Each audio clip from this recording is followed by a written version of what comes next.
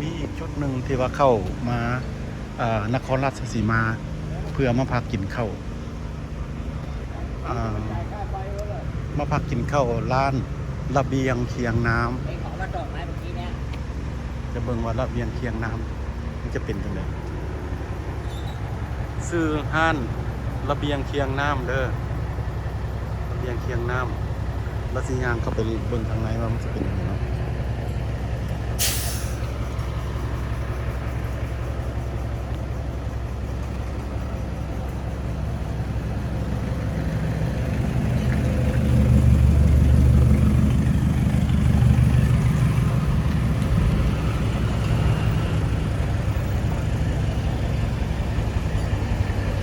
อร่อยเลิศ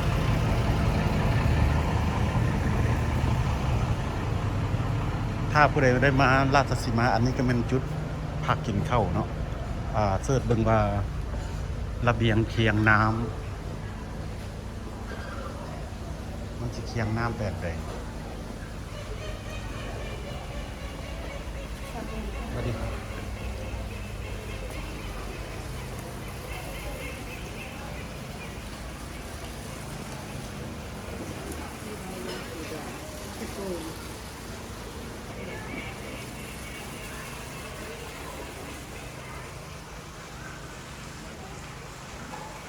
เป็นประมาณนี้เขามานั่งพักผ่อนกินข้าวสวย ตอนนี้ก็ประมาณ1 โมง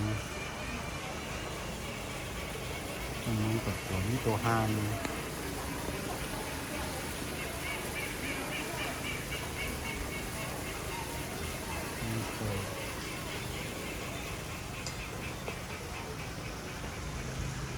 กลางคืนอาจจะไม่ดนตรีนะมันจะไม่ดนตรีกลางคืน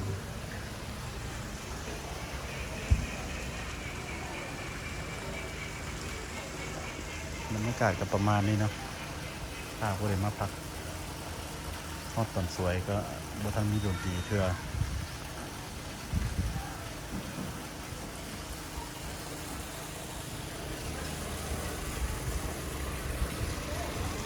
ก่อนที่จะมาพักกินข้าวกันประมาณนี้เนาะ